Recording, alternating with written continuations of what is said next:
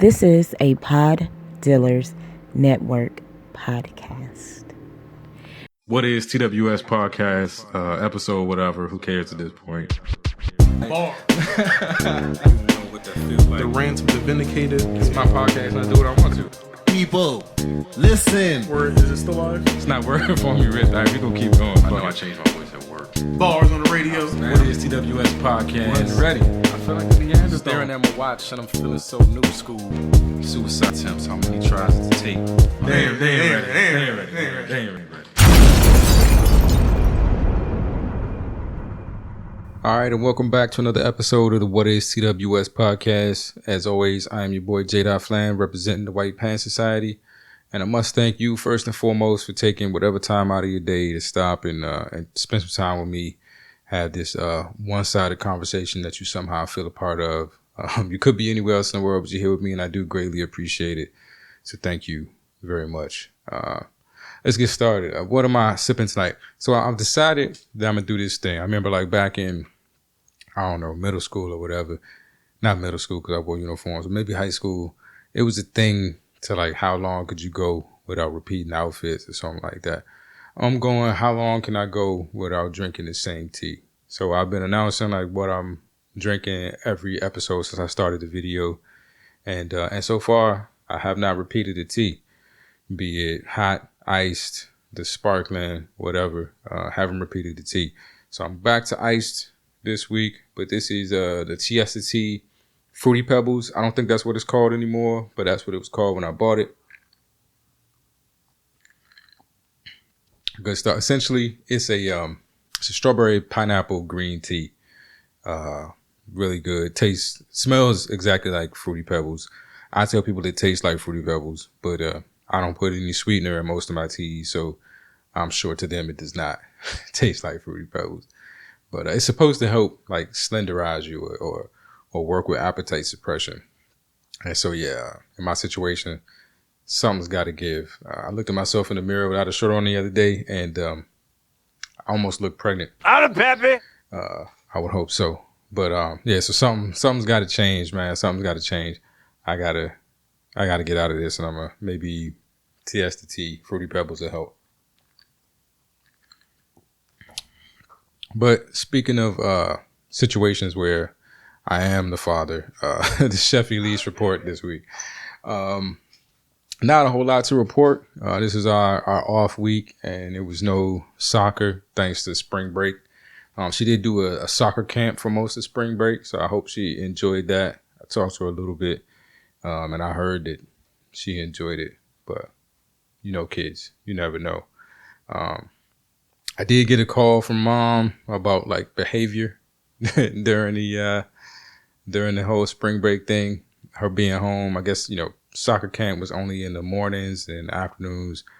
She was basically home all day with her mom while her mom worked, and there were some issues. The consensus is that she was hangry. She was hungry and tired, and that's probably where the attitude came from. I don't know. When I got the call, I could hear Elise like going off in the background, and she said those words that just like set all parents off. It really fuck a parent up. She said, "But I don't want to." And man, like now that I'm a parent, like I understand that like the natural reaction, the instinctual reaction to hearing those words is pretty violent and vulgar. It's like, who the fuck cares what you want to do, you know? Because as an adult, like you think, but I don't want to do it like every 5 minutes, but it's, you know, it's irrelevant. Like, I know I don't want to do it, but I got to do it. And that's just something that you understand. So you hear a kid like say, but I don't want to.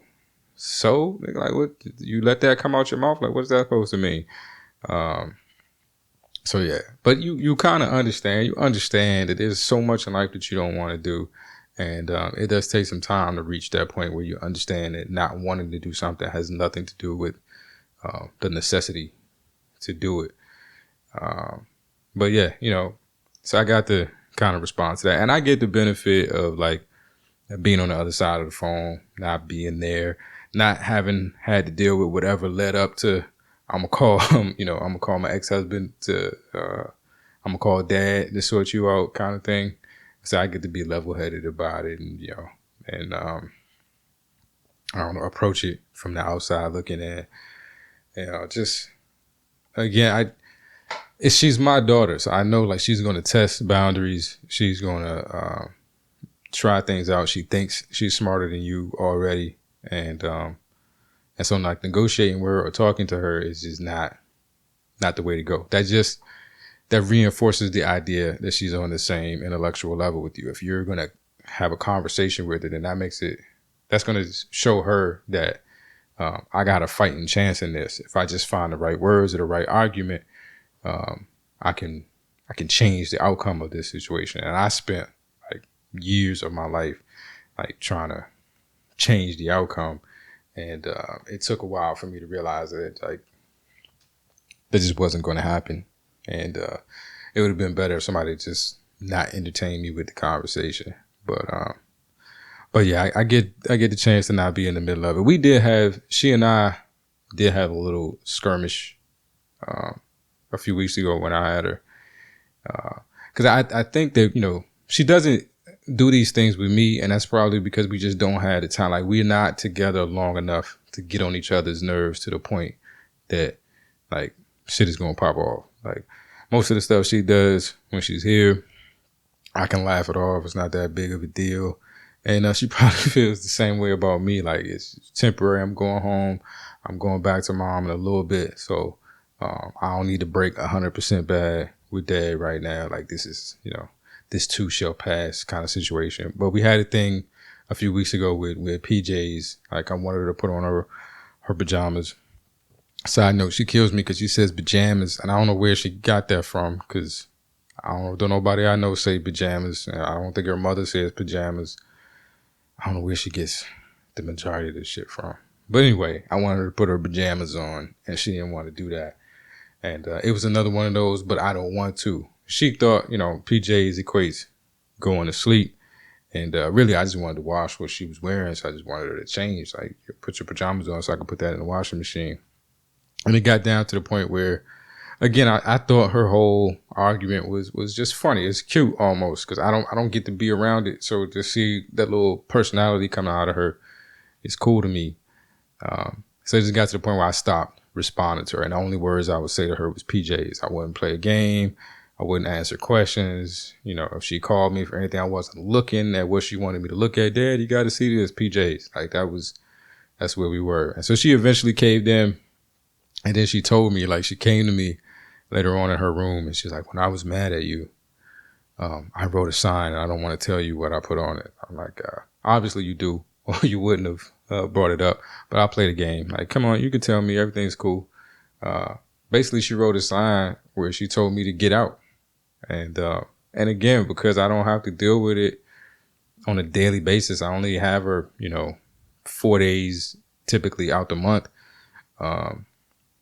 I don't have to take that to heart. So I laughed it off, and I was able to give her the whole spiel about how it's okay to be angry. And she did the right thing by like funneling that anger into something creative.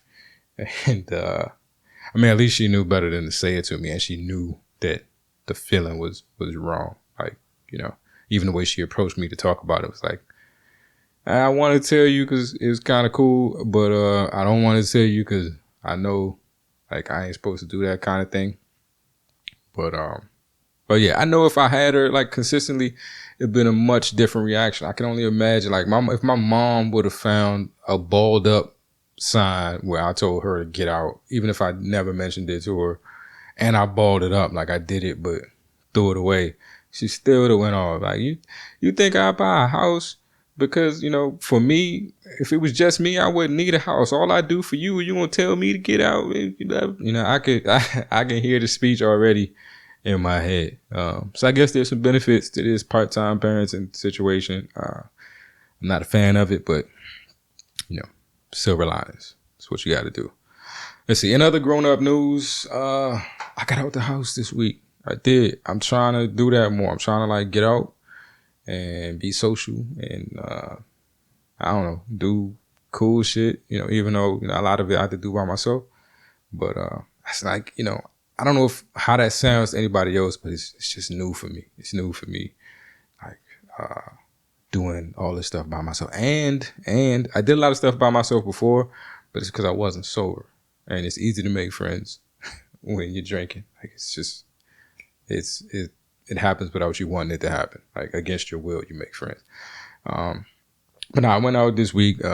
It's South by Southwest here in Austin. Probably by the time you hear this or see this, it'll be over. But for those of you who don't know, South by Southwest is a big music, art, film festival. I think they do some tech stuff here too. It's a big fest here in Austin, and this is probably, I think they did it last year in person, but I think this year was probably the first year in a while where it's like normal. It's typical kind of thing.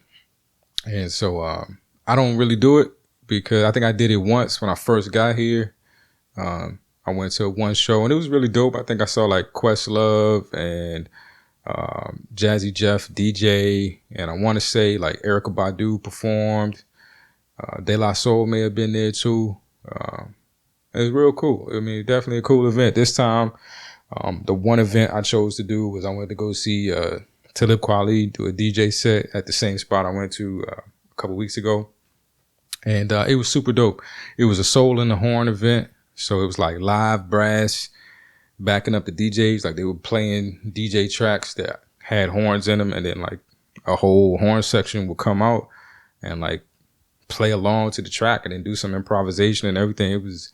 It was super dope. Like hearing Annie up with live brass and then they like just doing their own thing. Like that's crazy. I thought Just Blaze was gonna be there, but either I missed him or he didn't show. I don't know. But again, I'm trying to get out and do things. I'm just old, man. I hate to keep like saying that, but every time I try to do one of these things, like my age and my body just keeps telling me like, this is why you don't do that shit. Like this may not be for you. Like you gotta adjust. Like for this show, I bought the tickets. The tickets said 8, right? I get to the venue at 8, trying to be on time. I wasn't even there on time. Might have been like 8:05, But I get to the venue at 8. When I get there, they tell me doors don't open till 9. So now I gotta wait around for an hour. I call my mom because that's what I do. So me and my mom talked for a while, and then I got in line at 9. Doors didn't actually open until 10. I don't even know when the first DJ went on, but already I've been on my feet for 2 hours before shit even started. So you kind of see, where this is going, and it was going for me. But it was normal to everybody else. I didn't see anybody else like upset that they had been like standing or waiting around for 2 hours for a show to start.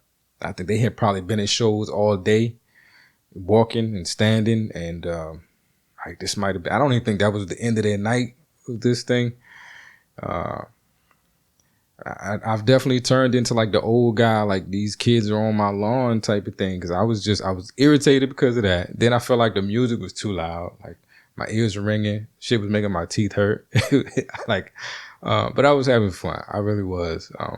I had a few Red Bulls. That's my thing. Caffeine is like my alcohol replacement. Hold on. I had a few Red Bulls, one of which I got for free. I don't know if the bartender, like, I don't know if Red Bull was sponsoring anything. I don't think so because I paid for one of them. I don't know if the bartender just didn't feel like ringing me up because all she had to do was crack open the can. She was irritated and she was busy, whatever. She just gave me the get out of here before I change my mind face. So I took my Red Bull and dipped. So thank you for that, bartender. But yeah, man, it was, I don't know. The party went on to like 3 a.m. And so yeah, like that was my goal. I set out to prove to myself that I could hang, that I could do this thing till like 3 a.m. And I almost did. Luckily, they had like benches outside. So it was an inside event, but they had like benches outside, so I could step out, take a break, sit, give my back a rest, recharge. At one point, they was playing house music, which is not necessarily my thing. So I kind of set out the house music portion of the event, and then went back in. While I was out there, pretty dope. I I was sitting like on a bench, like directly across, like very close to Nico Is, who is one of Talib's artists. I think it's really dope that they come out and they do these small venues. It's the second time I've seen them at this particular place. There was more people there this time around, but still like less than 200, you know. And the fact that they come out and they do these small venues, and then he just like hung out outside. I ain't say nothing to him because some girl was like talking his ear off. And then my toxic masculinity doesn't allow me to fan out and shit like that. So no pictures or nothing. But I was like having a fan moment. I'm like, shit, he's right there. Like, Nico is fucking dope. Almost tweeted it, but I was like, nah, that's gay. But no diss. But yeah, good night. I made it to 2:30 before I pieced out. It was my back. My back pieced out first. Like, my heart was in it, but the flesh was weak. I couldn't do it.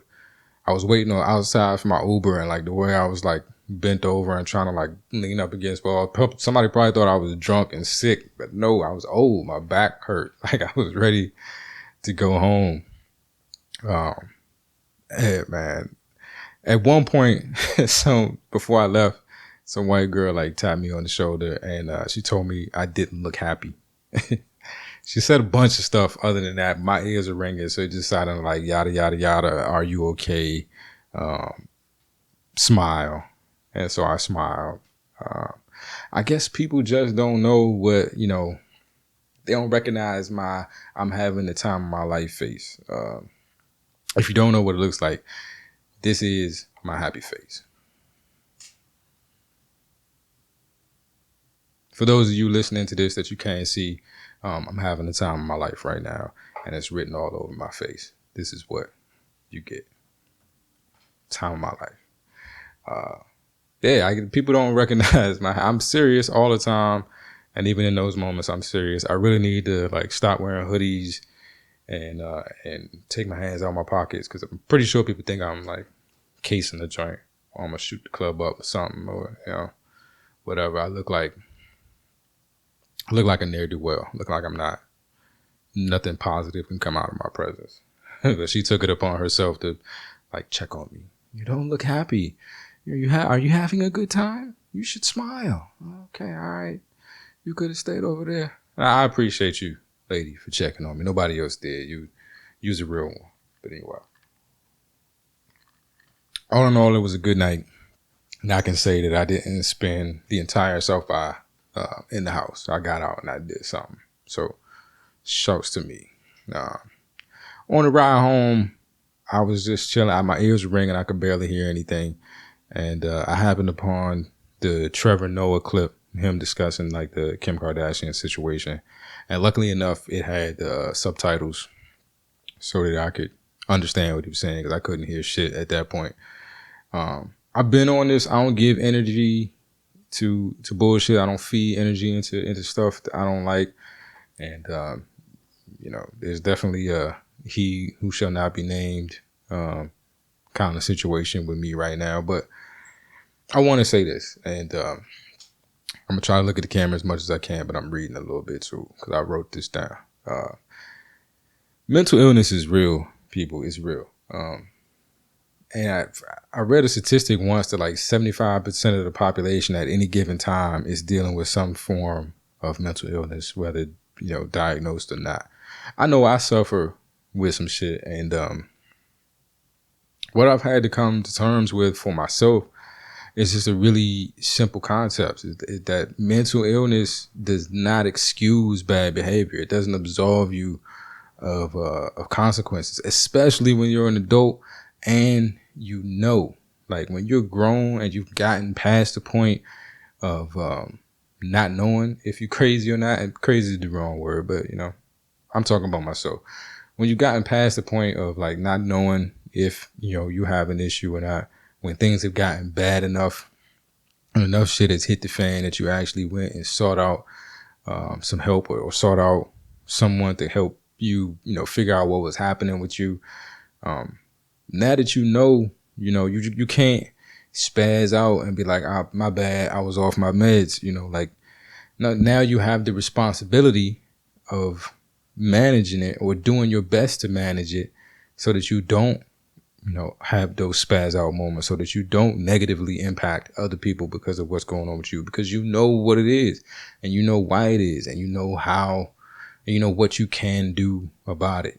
I don't know. And I think, like, for those of you on the outside looking in, mental illness is not a reason to like look past strange behavior. It's not a reason to okay it, or not even okay it or condone it, but just to not deal with it, not address it. Like, just because someone is dealing with something, again, especially when they know, but if they don't know, it's a reason to encourage them to go identify or find out. And if they do know, it's a reason to encourage them to seek some help or do the work or get it, participate in their own mental wellness, not just sit in your disease, for lack of a better word. So yeah, mental illness isn't an excuse, and neither is genius.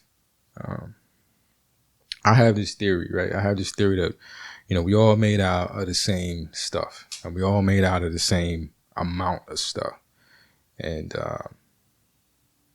how it's distributed is just different within each of us. And so if you have a lot over here, you may not have as much over there. And, you may be able to solve a Rubik's Cube in 6 seconds, naturally. But emotional intelligence and, and being social is something that you have to study and work on, but that's just how it works. Like, most people don't have a lot across the board. Like, you may be well balanced and you got a little bit everywhere, or you may be heavy over here. Like, you a savant in this area, but you don't understand this at all. And but that's kind of stuff, it can be overcome. Like, you can put the work in to deal with the areas where you don't have as much natural talent. You could compensate for those things. So I think there are people who are genius, who have these super talents. That means a lot was pushed in one direction, and then maybe they don't have as much natural ability in other spaces, and those spaces require work. And a lot of time it seems to be social and emotional stuff.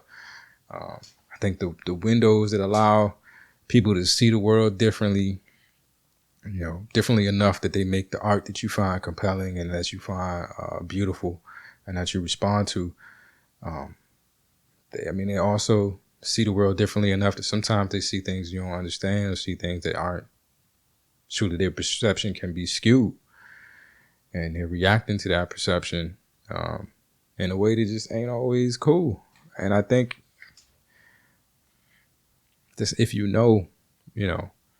have a responsibility to do something about it.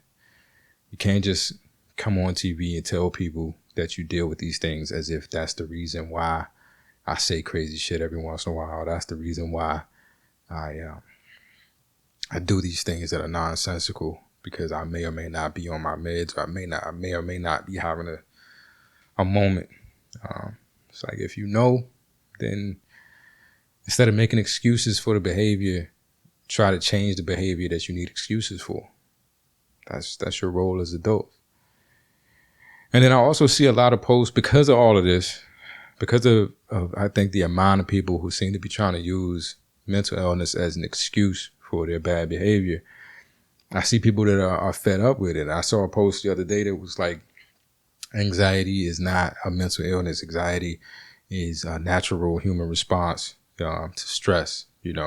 All of us deal with it, kind of like a get over it thing. And to that post, I just want to say, you're right. Anxiety is a natural human response to stress. Anxiety disorder is not a natural. It is a natural thing, but it's not a normal human response to stress. It is a completely different animal. And I give you an example because this is something I go through all the time. That's crazy as shit. Drives me nuts. Have you ever panicked because you can't remember what it is you're supposed to be afraid of? Like, let that sink in. Like, I do this all the time where I'm like, shit, I feel like I should be worried about something, but I don't remember what I'm supposed to be worried about. And now, like, it could happen at any moment, and I'm not anticipating it because I can't remember what it is. And 9 times out of 10, it's nothing, which is even worse because that means I'm never coming out of panic mode, because I'm going to sit here and think and try to figure out what it is I'm forgetting that I'm supposed to be worried about, and there ain't shit to remember. So I'm just stuck in panic mode. Or I do eventually remember what it is I'm supposed to be worried about. I have that temporary relief of, oh man, whew, I figured it out. And now I got to go be worried about the thing that I finally remembered I should be worried about.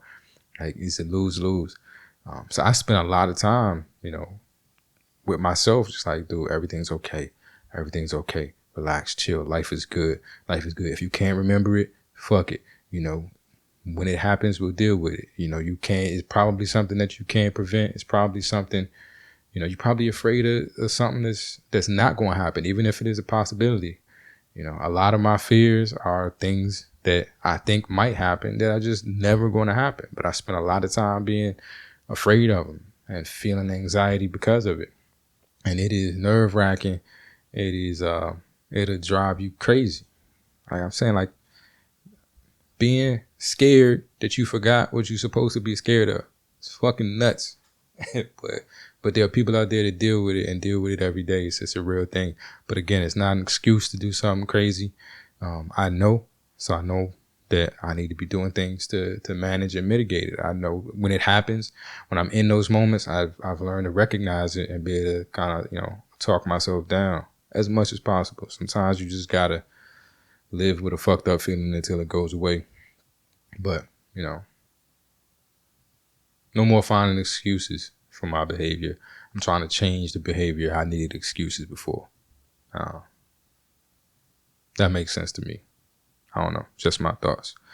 But with that said, that's all I got for this week. I hate to do the pulpit thing. I needed to talk about that because there's been so much discussion about people and their mind states. And I see people doing the mental gymnastics to make other people's behavior make sense or to justify it.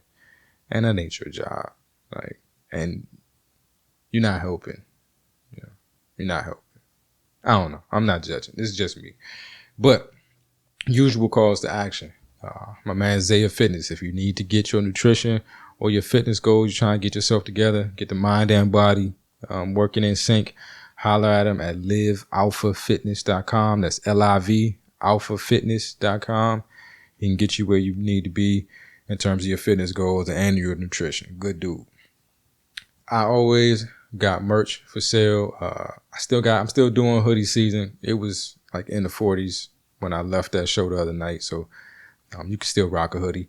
So coupon code hoodie season, HOODIESGN will get you 20% off your entire order at whatistws.com. And then right now that's for like outerwear, cold weather stuff. It includes mugs, anything that has to deal with hoodie season, mugs, blankets, hoodies, long sleeve shirts, all that. The summer of the algorithm is coming around, so be prepared for that. Get the shirts. I got my fuck it though. Sometimes it's how you gotta feel, man. Shit happens. Fuck it though. But yeah, help me.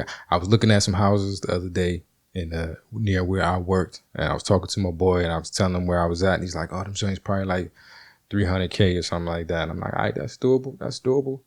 I really like these houses." And went and looked them up on Zillow. And I was ready for, whatever K, but 1.4 million. 1.4 million. But I want that. I can't live nowhere else. I want something like that. So help me get ready for the 1.4 million. I need that. That's a life goal now. I got something to aspire to. As if I didn't before. Well, with all that said, I appreciate y'all hanging out with me, as always. Hopefully there's been something in this for you. It's just good for me to talk. This is how I manage some of my shit. It's just to talk to no one or to everybody. I don't know. I'm looking at the camera, ain't nobody there, but I know you're there. See how crazy I am? It's not an excuse. Until we speak again, be safe, be easy, and be the light. And know this if you know nothing else. I love you. Holla.